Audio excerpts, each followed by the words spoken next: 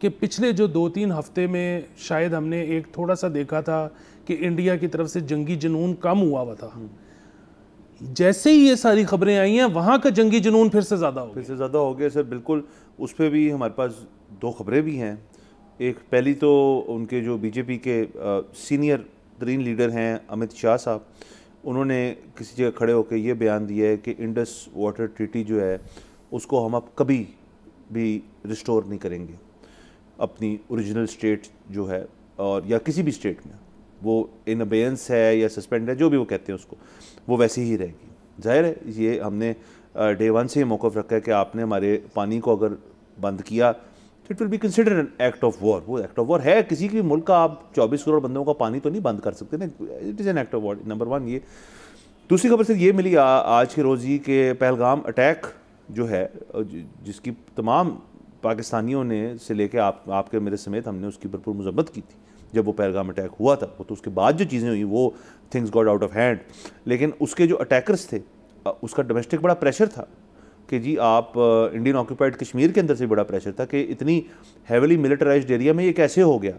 तो आज की रिपोर्ट ये है कि उन अटैकर्स को तो नहीं अभी इन्होंने पकड़ा, उसकी इन्फॉर्मेशन तो इनकी इंटेलिजेंस के पास नहीं, अलबत्ता जो उनके हैंडलर्स कह लें या उनके जो उनको जो शेल्टर दे रहे थे या उनको खाना पीना दे रहे थे या उनको एक्सेस दे रहे थे, वो वैसे 2 लोगों को एलिजिडली इंडिया ने एलिजिडली ये वो लोग हैं और इनको इंडिया ने अरेस्ट किया। तो उस फ्रंट पे भी ये 2 बड़ी अहम अपडेट्स हैं। अगर आप इनको इन टैंडम देखें तो ये मामलात भी वापस अल्लाह ना करे उस चीज़ की तरफ जाएं जिसका हमें, आपको पता है, हमें तो फियर नहीं मैं कहूँगा, हमें तो इस चीज़ का है कि इंडिया फिर से कुछ ना कुछ करने की कोशिश ज़रूर करेगा।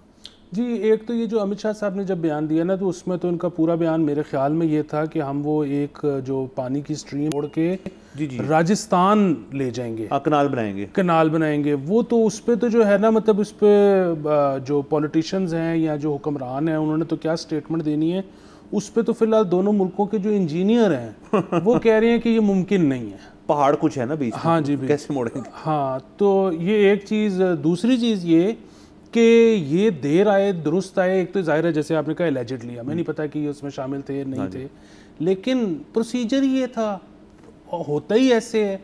आप पहले उनको गिरफ्तार करते, आप सबूत इकट्ठे करते, वो सबूत लेके आप या तो पहले सीधा पाकिस्तान को दे देते, अगर आपको पाकिस्तान पर ट्रस्ट नहीं था तो आप इंटरनेशनल अदालत में ले जाते, यूनाइटेड नेशन ले जाते, वो उसको वेट कर लेते, वो उसके बाद पाकिस्तान पे प्रेशर कर डालते कि अगर वो बात ठीक होती कि जी आपके यहाँ से कुछ अनासर थे जो इस्तेमाल हुए तो आप अब उनको पकड़ के उनको, वो उन्होंने पूरा प्रोसेस जो बाईपास किया। और वो आज 3 महीने के बाद ये कह रही हैं कि हमने 2 लोग गिरफ्तार किए हैं, और वो 2 लोग भी डायरेक्टली वो खुद कह रहे हैं वो नहीं है जिन्होंने ट्रिगर पुल किया। जी, यकीनन ट्रूथ कहीं वहीं बीच में पड़ा होता है। दूसरा, इस तरह के हालात की जो एक बहुत बड़ा कैजुअल्टी होती है वो हकीकत होती है, सच होती है, फेक न्यूज़ बहुत बढ़ जाती है। इसी तरह लोगों के जो जज्बात हैं वो बहुत राइल अप हो जाते हैं। बड़े बड़े सेन लोग जो हैं वो बड़े बड़े अजीबो गरीब साइड्स ले लेते हैं, वो बड़े अजीबो गरीब फ़ैसले करना शुरू कर देते हैं। अगेन लोगों को ऐसा लगना शुरू हो जाता है कि अच्छा, अगर वो मुल्क किसी दूसरे मुल्क के साथ ऐसे कर सकता है तो हम किसी और मुल्क के साथ ऐसे क्यों नहीं कर सकते। ये बिल्कुल ऐसे ही है कि इस वक्त गाज़ा में जो जुल्म ज़्यादतियाँ हो रही हैं, बच्चों का दूध तक नहीं आने दिया जा रहा, उसके नतीजे में हमने एक चीज़ देखी कि अमेरिका के अपने अंदर जो अवाम है उन्होंने भी प्रोटेस्ट करना शुरू कर दिया है नेतन्याहू के ख़िलाफ़, इसराइल के ख़िलाफ़। अमेरिका में आप देख रहे हैं कि हार्वर्ड जैसी यूनिवर्सिटीज़, कोलंबिया जैसी यूनिवर्सिटीज़, वहाँ पर रियासती अहलकारों को आकर थ्रेटन करना पड़ा है वहाँ की फ़ैकल्टी को कि अब अगर हमने देखा कि यहाँ पर कोई इस किस्म का प्रोटेस्ट हो रहा है तो हम आपके ख़िलाफ़ कोई इक़दाम करेंगे।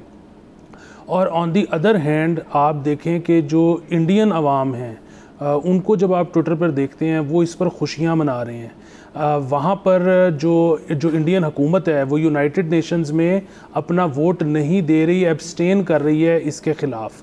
तो वहाँ पर अगर लोगों के जज्बात इस किस्म के मुतहर्रिक हो जाते हैं कि जी अगर इसराइल बच्चों के खाने बंद कर सकता है गाज़ा में, तो हम पाकिस्तानियों का पानी क्यों नहीं बंद कर सकते।